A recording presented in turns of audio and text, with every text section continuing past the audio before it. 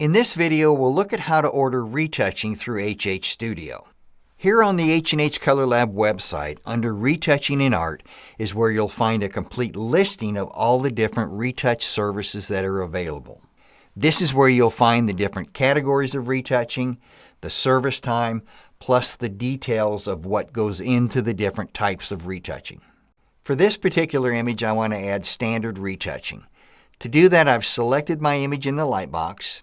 You'll notice across the top of the lightbox there's a series of icons. Go ahead and click on the one with the R. This will bring up some retouch options. Since I'm only retouching the face, I'm going to select the People category, select Face, and then Facial Retouching. So I'm going to go ahead and select Standard Retouch, One Head. Down below in the options, you can see what you've selected. Over to the right, if you need to, you can add some retouching instructions. Once you're done, go ahead and click OK and continue on with your order.